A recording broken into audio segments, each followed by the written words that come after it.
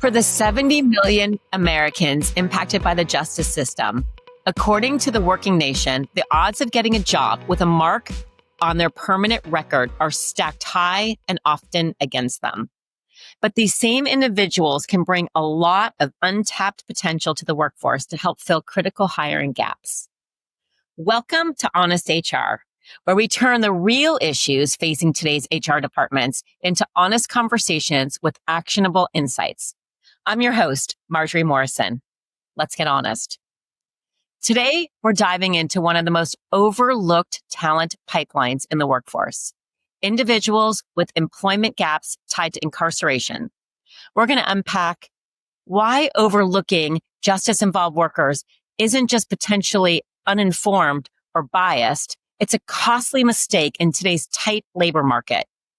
What HR professionals often miss when they undervalue this talent pool, and how HR teams can reimagine hiring and retention practices for those seeking second chances. So today we have a really special guest. And when I say special, I mean very special. Joining us is Judge Songhai Armstead, who is the director of the Los Angeles County Justice Care and Opportunities Department. She's a former LA Superior Court judge, and she's worked across the justice system, from the courtroom to community programs, and has seen firsthand the power of second chances through her work. Before I introduce you to her, I just want you to know how I met her. So I went to this lunch that we have a mutual friend brought us to this lunch. And I will self-admit, I do not know a lot about this population, and I haven't spent a lot of my time or career working in it. And as you're going to see when you talk to her, I just became completely enthralled with her story, her passion, and the way that she goes about making the world a better place. And I was telling her about this role that I have at SHRM, and she self-admitted had never heard of SHRM. But then at the end of lunch, she says, "Come to my office." So next thing I know, I go into the county office, and I'm in this boardroom, and she comes in, and one person after another starts filing in, and we're on this big table, and it's me, and I'm already intimidated because I know I don't know anything about this space. But the way that she just said, "Let's go get something done. Let's find a way to, for you to learn about our population and for us to help get these folks into work." And since then, it has been the most magical, amazing friendship partnership. And I'm so excited to have you on the show so that we can take this and take it more public to our HR folks to kind of get them caught up in what we're doing. So thank you so much. Is it okay if I just call you Judge? You can absolutely call me whatever you like. Thank you so much for having me here. I'm so excited for us to have this conversation. So since our lunch, we have now officially, SHRM has partnered with the LA County Justice Care and Opportunities Department, otherwise known as JCOD, to create what we're calling the Bridge LA initiative. So can you help briefly walk us through what the Bridge LA initiative is?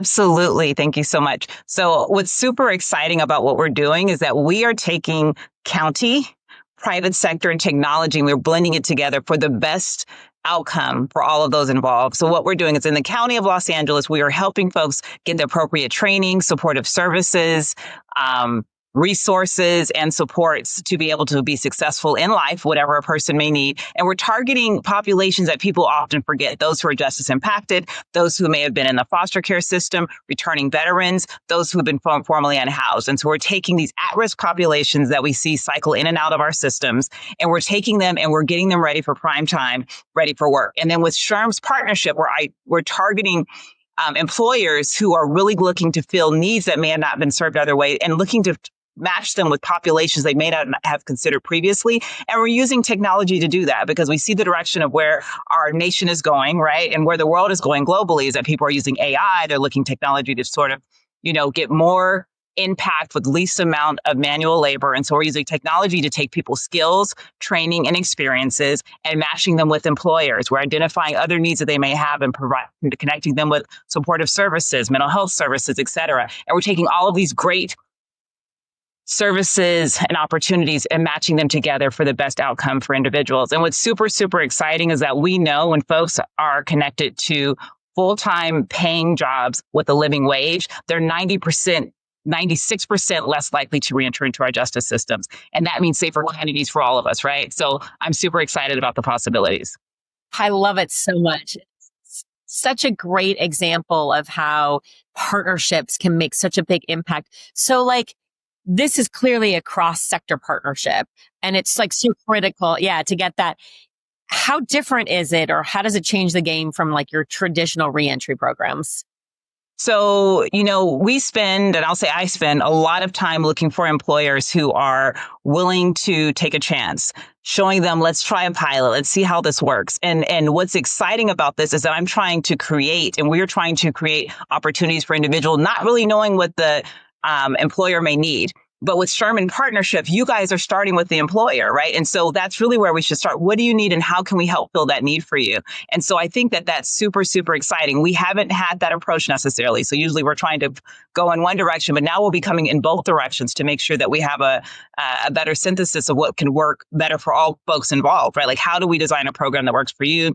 How do we make sure that you have a pool of people that you can tap into that can fulfill the needs that you need. And maybe you haven't considered that. And on top of that, we're providing wraparound services and supportive services for both the employer and the employee.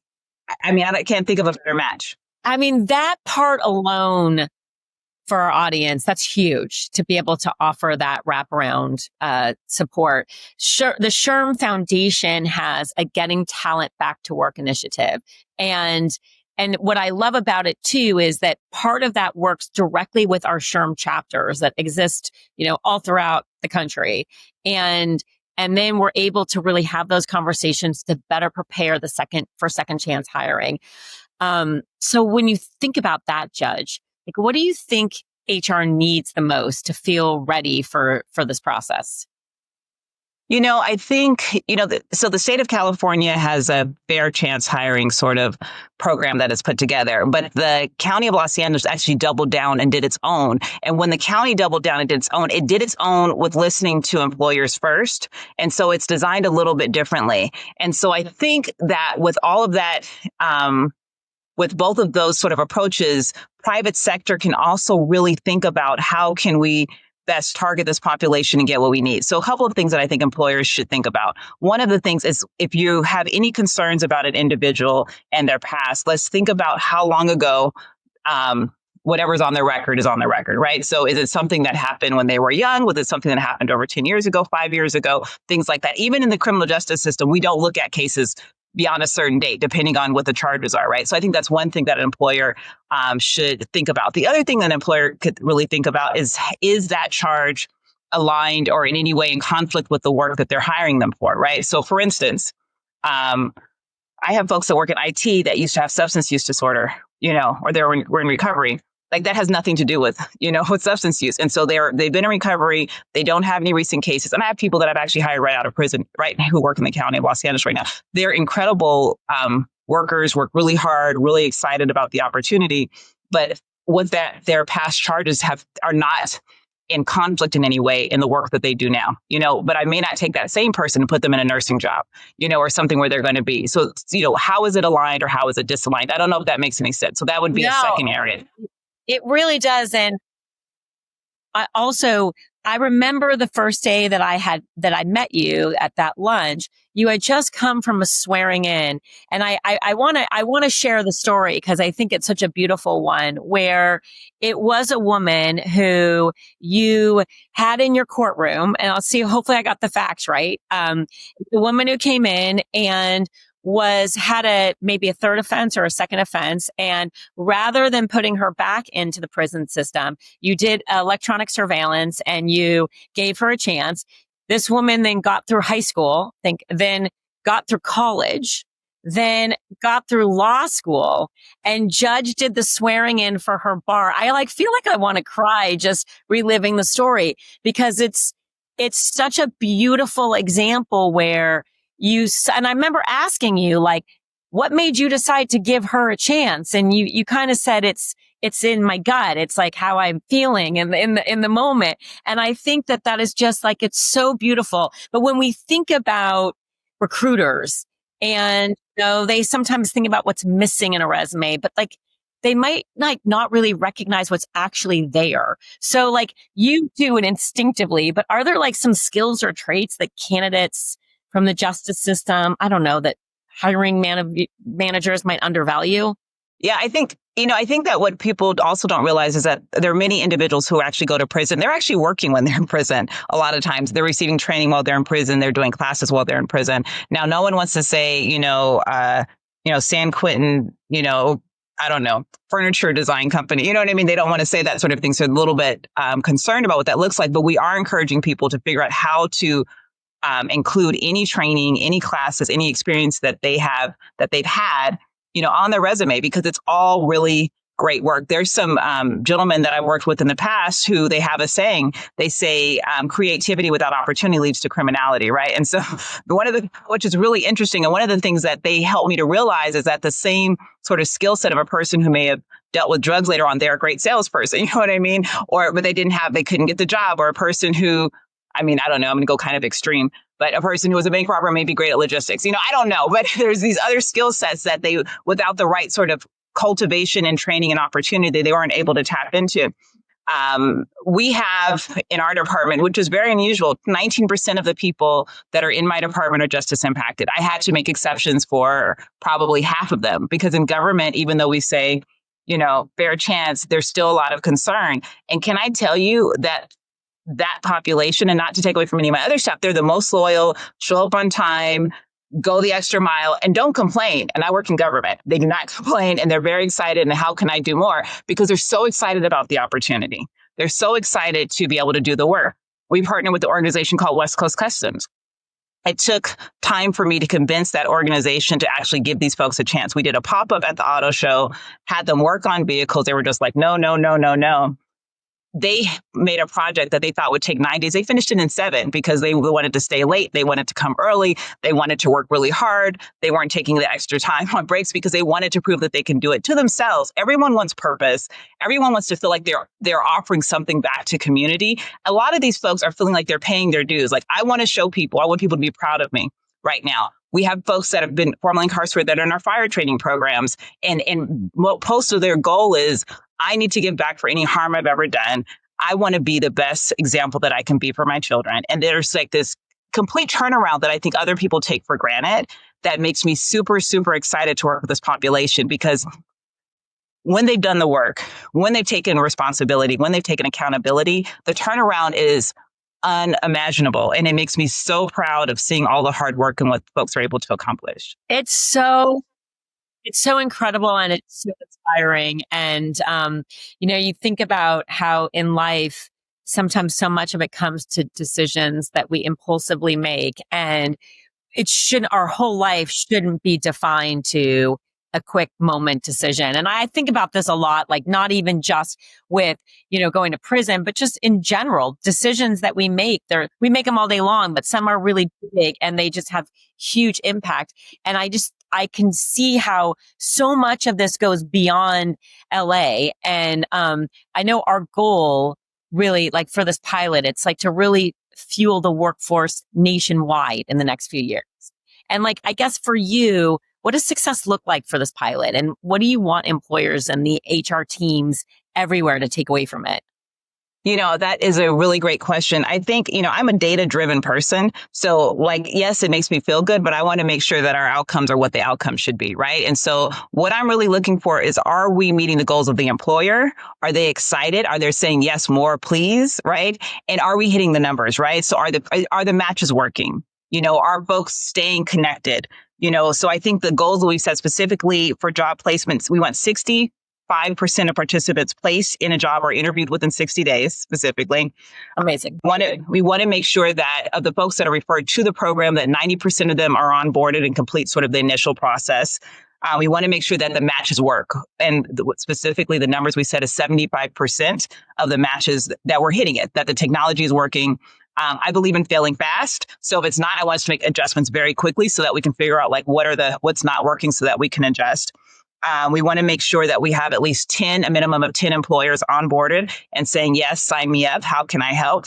I want to learn. Let's get our staff ready to be able to work with this population. And like I said, technology and data are so important to me because you can say one thing, but I was a judge and a prosecutor. You have to prove it, right? And so we want the dashboards and the data to match. And so those are some of the things that I'm looking for success internally. And I want to make sure that I'm able to go after funding, and you have to justify funding in some way, right? So you're saying, look, this is what we're doing. This is our proof of concept. Let's continue to expand and hopefully expand nationwide. I want to say one last thing about the last thing you said is that about you never know what will happen. If any of us were caught at our worst moment in life, we probably would all have some sort of case, right? I mean, there's a person who had too much wine one night, or there's a person had this and that. And there's some people based on circumstances or life that one moment of a bad decision or, a less opportunity turn their entire life around. We all can't say that that's happened to us. And so I think having a little bit of compassion and humanity and saying, you know what, that could have been me. Some of these stories, when you really sit down and talk, you're like, oh my gosh, right? Could have done better. Yeah. Coming at it with empathy is such a beautiful way to look at it. There's really, unfortunately, there's a lot of stigma. So I hope that this insight helps our audience see the potential in the untapped pool of talent. But I do think there's another layer to this conversation. And it's the things that people in HR might be thinking, but they don't always feel comfortable saying out loud. So I feel like if we don't address those kind of unspoken concerns, you just said it so well too, but it's going to be hard for us to move the needle. So I want to get your take on a few questions that take us kind of outside of our comfort zone. Is that okay? Let's do it. I love difficult conversations. Yeah. All right. So how do you recommend HR teams approach background checks? And where's the line between necessary diligence and unfair exclusion? Yeah. So, and I even deal with this with some of my providers as well. So there are a couple of areas that are a lot harder for us to place. And I'm not going to ask someone who's new to this work to sort of tap into, right? So any sort of sex offense, I can understand. Maybe that's not where you initially want to start. Arson, probably not where you initially want to start. But there are a lot of other things that are between nothing and sex offense and arson where a person should, we have to look at it. I think also looking at a person's background on a case-by-case basis. And so really looking at it with a human lens. So what are the charges? When did it happen?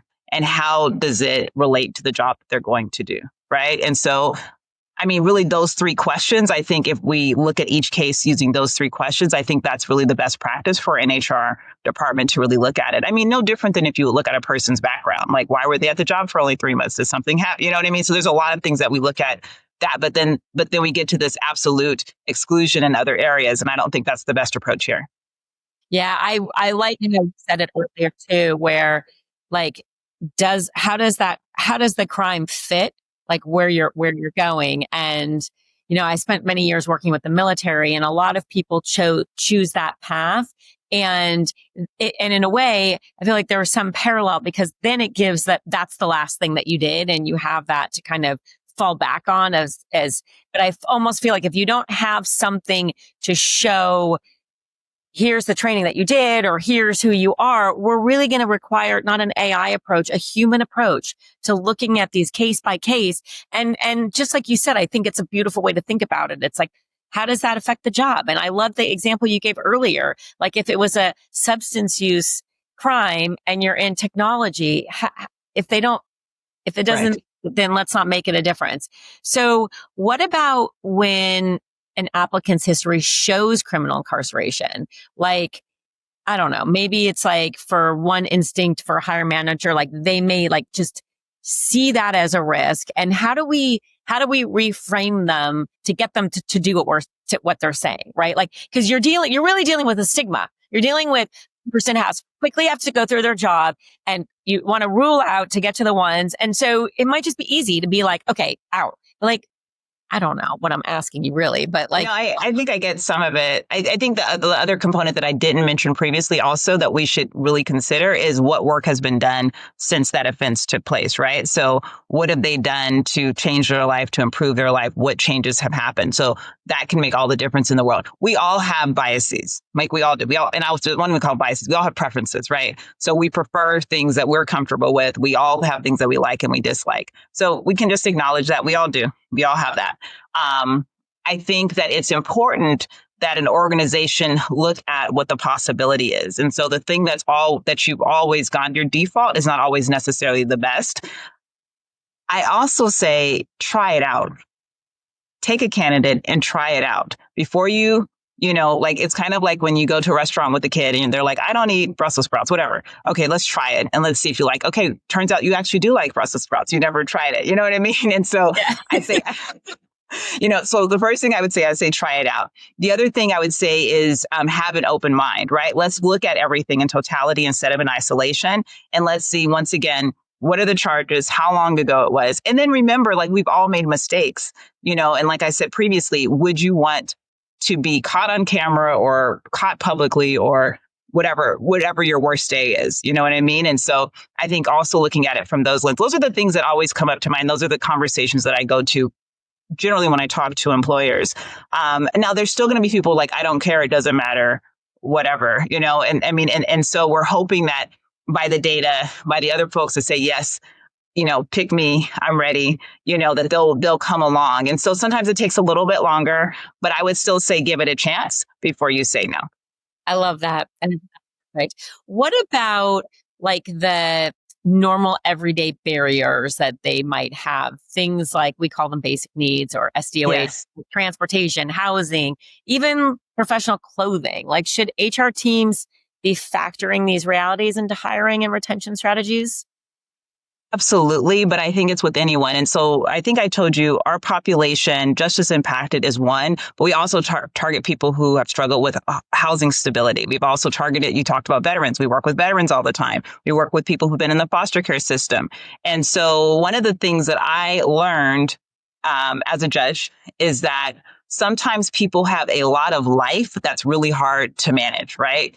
And so, for instance, if you have lack of childcare, or if you have transportation challenges, or if you have, you don't have a support unit, or you don't have a family that you can rely upon, or, or just even the stigma, right? So, if you have the banner on your head or the scarlet letter that says, oh, you were formerly incarcerated, and people interact with you differently, or you're not included, or people are judging you before, like all of those things are very difficult, I would say, for any of us to overcome. So those are things to consider.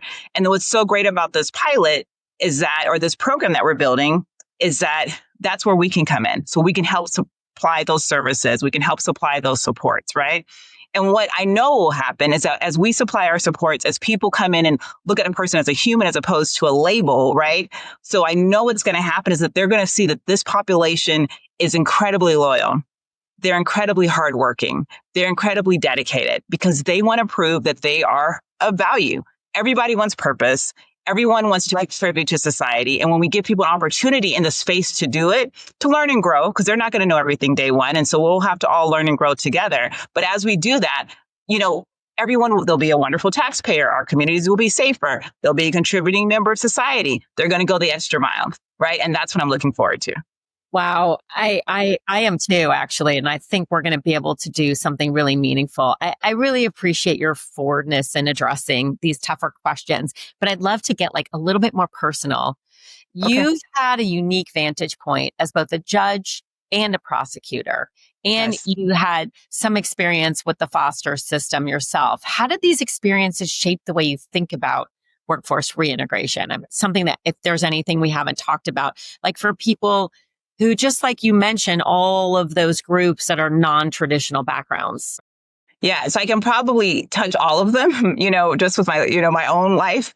So this work is incredibly personal to me, for a number of ways, but for the grace of God, there go I, but for the grace of God, there go most of us, probably, if we really think about it. But yes, so I am an LA native, 6th generation Angelino, born and bred here. And within my own family, I have educators and judges and doctors, and I have folks that have been formerly incarcerated within a single family. So I've seen it on that level. In my younger years, I spent time in the foster care system in Los Angeles. So I know what that looks like. And I know the trauma that folks experience in those spaces.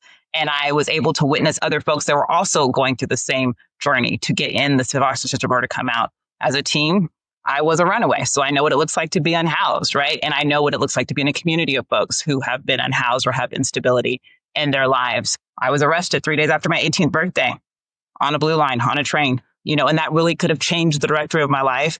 But I'm stubborn and hard-headed and ask for help when I need it. And so luckily I was able to get back on track. And I never finished high school, believe it or not.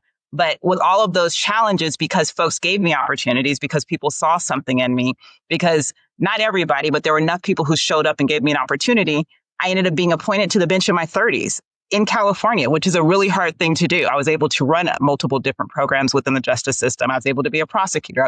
It would be the first African-American female woman elected as student president of UCLA School of Law. Like, these are all opportunities that were provided to me that if anyone had counted me out at any stage of my life, which was very easy to do, I wouldn't be standing here.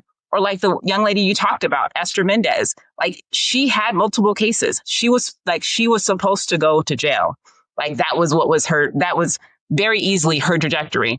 But because I know that when people are ready and they're given another chance, and they're given some structure, they flourish. And so, like you said, I put her on electronic monitoring and I put her in a treatment program because that's what she needed, because the underlying behavior was trauma and substance use. It manifested itself in different ways, but she was dealing with trauma and substance use. So let's address trauma and substance use. And now she's a defense attorney in Los Angeles, in a courtroom 2 blocks from my office. I mean, could you imagine? And it's because we've given people an opportunity and we see that the humanity in the individual and not their immediate circumstances. That's really what makes a difference. And that's really what we're asking employers to do. I'll tell you, you talk and I just have the chills all over, because I just imagine how great the world will be if we had more people like you and your passion. And I think what it also so critical is your lived experience and your ability to take that lived experience and use it for the betterment of not just, making your life better, but for really being able to understand those around you. One last question. Sure. Looking ahead, what's your advice for organizations aiming to create more inclusive pathways for individuals with these kind of non-traditional backgrounds? Yes. So I think if you're just a little bit interested, I'm going to say go a little bit further and say yes. Like, start with our initial pilot and say yes. That's number one. Number two, if you're a little bit interested, start to challenge the people around you who have limiting beliefs and just say, what if we tried it? What if we just took a little step? What if we just to see what happens? I think that our society would be better if we think more about how we can collectively work together and how we could collectively look for better outcomes. I think that would be really, really impactful. I also think that I don't think folks will be disappointed. You know what I mean? And so what's super exciting about what we're about to embark on is that we're in the trenches with individuals. Right. So as things are happening, we can adjust, we can learn. You're not by yourself. You're not like, oh my gosh, this thing just happened, right? We're on the journey with you. And so we can adjust in real time. We can respond in real time, and we can help fix whatever it is.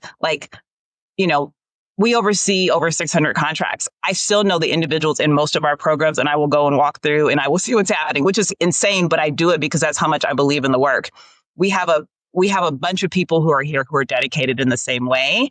And I just know that amazing things will happen. And I tend to be right. So I know amazing things will happen. And everything I've ever learned, I've learned from Marvel. So to whom much is given, much is required, right? And so I think it'll be a great opportunity for folks to jump in and try something new.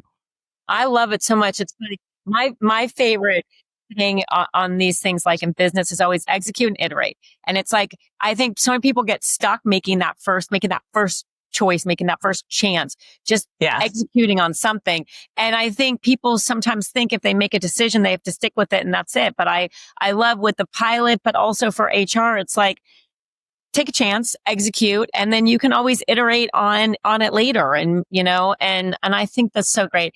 I am so excited to be on this. I'm honored to be on this journey with you, with the Bridge LA and with the SHRM Foundation.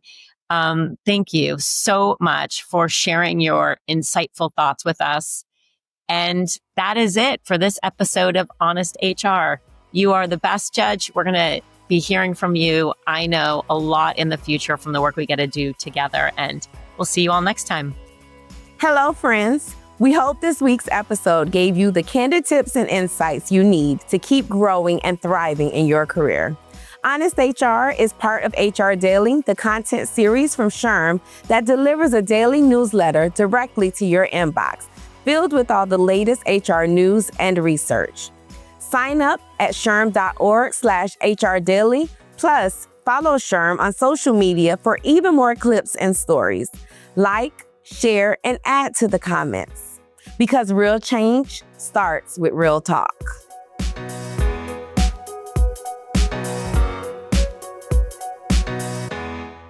SHRM. This podcast is approved for 0.5 professional development credits, aka PDCs, toward SHRM CP and SHRM SCP recertification. Enter the following PDC activity ID in your SHRM activity portal to log your credit.